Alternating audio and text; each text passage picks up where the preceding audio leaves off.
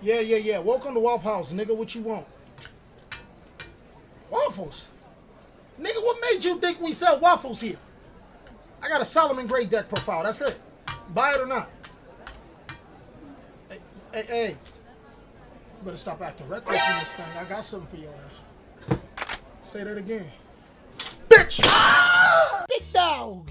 It seems that we're back. You already know, my guy. Chef Cali already told you, but I'm gonna tell you again. We cooking with the king. A series where I serve you the best. And today on the menu, we got salad. Seriously, today I have been challenged to make the best Salamngreat deck that you are going to find on YouTube, and saying that your boy is the Salomon God, that shouldn't be too hard. Let me know down below in the comment section if this build cooks or if it's getting cooked, and be sure to tell me what you want to see cooked next. Without further ado, let's jump on in.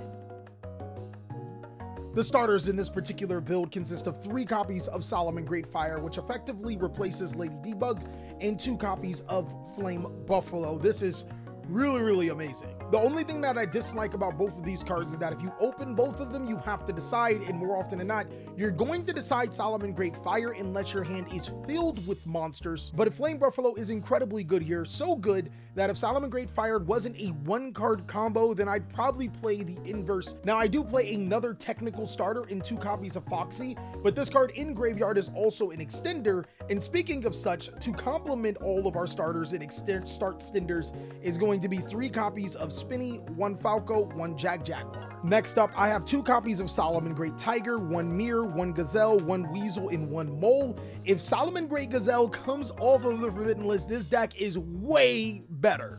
But the basis of these hand summon cards is that oftentimes Salamngreat may get stopped on its first summon.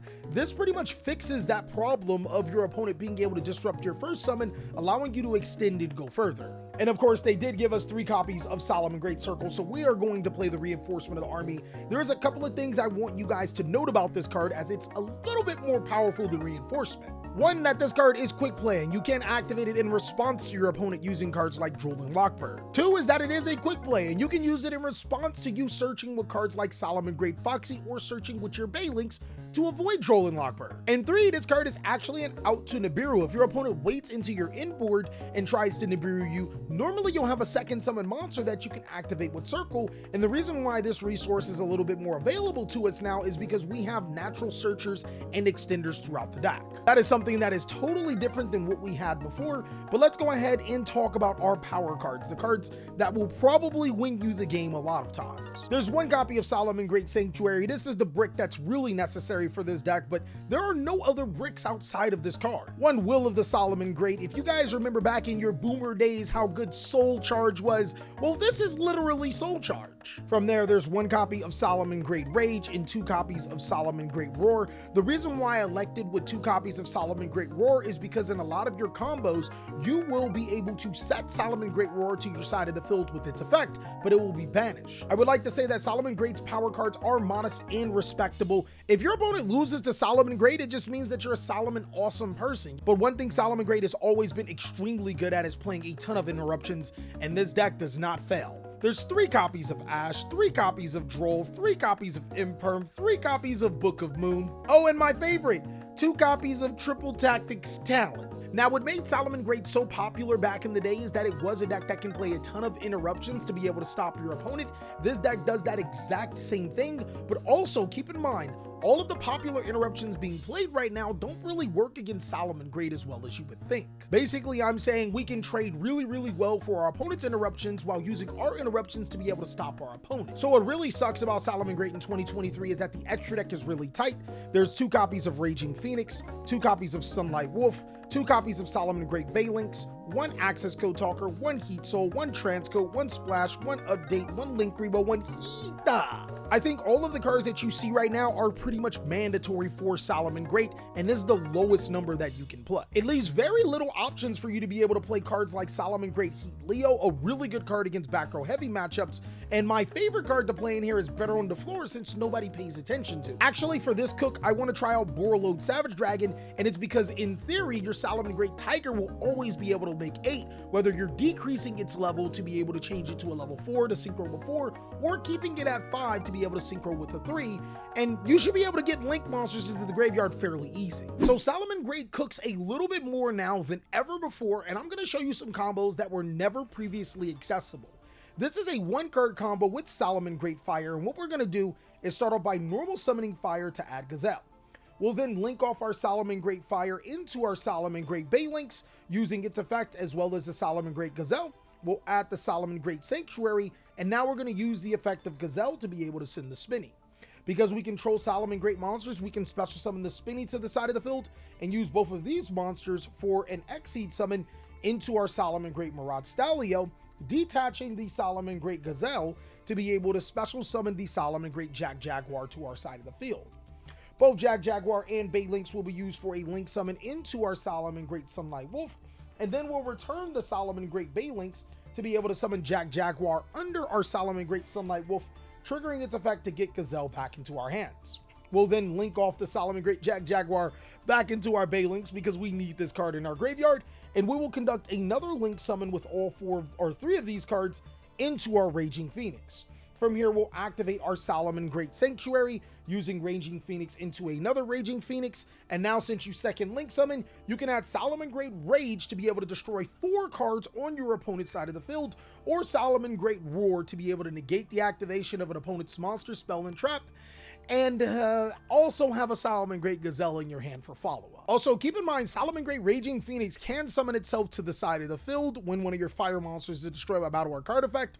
Looking at you, Raging Phoenix number 2, which means that your opponent might just have a hard time being able to get rid of your disruptions, and all of that was done with 1 card. Now, combo number 2 can be done in a myriad of ways, but one of the more common ones is going to be Spinny and Salamngreat Fire, because you play 3 copies of each card as well as your Salamngreat Circle. We're going to start off by normal summoning Fire using its effect to be able to get our Gazelle, and then we're going to link summon our Salamngreat Fire into our Baylinks, triggering the effect of Gazelle. And now we're actually going to use Gazelle to be able to send Salamngreat Roar. Discard our Spinny and then summon it using its effect, and now use both of these monsters for an Xseed summon into Salamngreat Mirage Stallion. Mirage Stallion will detach the Salamngreat Gazelle to be able to special summon the Salamngreat Jaguar to our side of the field, and Jaguar and the Baylinks will be used for a link summon into Salamngreat Sunlight Wolf. I forgot to activate the effect of Baylinks, but that's actually perfectly fine, as I'll use Jaguar, shuffling in the Baylinks, summoning itself, triggering the effect of Sunlight Wolf to add the Gazelle, and then linking off the Jaguar back into the Baylinks, and now I'll use the effect to be able to get the Sanctuary, just in case you forget on your way too. From here, I'll be able to link with all of these monsters back into my Pyro Phoenix, and then I'm going to activate the effect of Salamngreat Sanctuary, linking into another copy of Salamngreat Raging Phoenix. I'll use the effect of Salamngreat Raging Phoenix as well as the Salamngreat Roar. This time around, I'm going to search the Rage and set the Roar. And this time around, as you can see, we have the Pop 4, the Negation, as well as the Gazelle in our hand for follow-up. That is so crazy. All right, so here we go. On to the test hands, and this will prove if the Salamngreat deck is cooking or if it got cooked. Well, I think we pretty much proved with the explanation in the profile how this deck is pretty fun to play. It is hands down the best deck out of Soul Burning Volcano, but I'll let you guys decide on how powerful the deck really is. We'll open up with our first hand, a Weasel, a Tiger, a Foxy, and a Spinny. Holy God. Hey, yo, what would I have killed to have a Flame Buffalo here? That's not a Flame Buffalo. This would have been a crazy good hand for Flame Buffalo to have happened, but this is still really workable. Our normal summon here will obviously be the Salamngreat Foxy. It's the only normal summon in the hand. We'll use its effect to reveal Will, Book of Moon, and Falco. We'll take Will here, which, I mean, that card's going to be incredible for our journey. And here's where I actually do value Borreload Savage Dragon, because it's actually a line where we can make it. I will discard Spinny to summon Tiger here. And as long as we don't use Tiger's effect, and we don't use Mirage Stallion's effect, we're perfectly chilling. It's like Borreload Savage Dragon is probably better off as like a follow-up card, because of course you want to use the effects of your Mirage Stallion, you want to use your fire, and unfortunately there's no good level 8 fire monsters that are synchros other than Crimson Blader. I don't think that the Salamngreat synchro does the deck justice. So what I'm actually going to do here is I'm going to ignore that I said all that about potentially making Borreload on the first turn and going to show you its power on the next turn. I'll activate Spinny to summon itself to the side of the field, and then right here I will Exceed Summon into a Salamngreat Mirage Stallion. I'll then use the effect of Mirage Stallion. I will detach the Foxy here. I will special summon from the deck my Salamngreat Fire. Again, we're already locked anyway, so like go ahead and use the Fire's effect to be able to get a Salamngreat Gazelle. And now look, we pretty much have 4 monsters we can put on our side of the field to be able to combo, plus more. Maybe we can make a Decode Talker Heat Soul 2 to get us into more cards. We'll link off into our Salamngreat Baylinks. Baylinks 1, Gazelle 2, we'll summon and search. I will add, well, I'm definitely sending Salamngreat Roar, and I will add the Salamngreat Field Spell for my deck to my hand, link off the Baylinks and the Gazelle. That may be the move. I think that is the move. We'll link off both of those big puppies. We'll go into, or should I have just went straight into, nah, we'll link into the Salamngreat Sunlight Wolf, and then since I have multiple Salamngreat monsters with different names, I can special summon the Weasel, using its effect to add the Salamngreat Gazelle back into my hand. Okay, that's cool. Now we're gonna go ahead and link. I'll link with the Weasel, the Tiger, and the Sunlight Wolf. I'm trying to get greedy here. Can I summon 2 more times? Oh, of course I can summon 2 more times. I'll summon the Salamngreat Raging Phoenix, and then we'll go Salamngreat Sanctuary. We'll use Sanctuary's effect to be able to summon the second Phoenix, triggering both the Salamngreat Roar's effect as well as our Phoenix. So now this deck is about to get real crazy right now, even without the ability to summon, Borreload Savage Dragon. Almost forgot that card's name. I can discard to summon, which I think would be really valuable. Or I can just summon 4 monsters to my side of the field. I'm going to choose the 4. I'm going to activate Will of the Salamngreat, then use its effect. I can summon 4 monsters to my side of the field in defense. 3, 4. I'm going to leave the Tiger on my field because I think that would be the best option.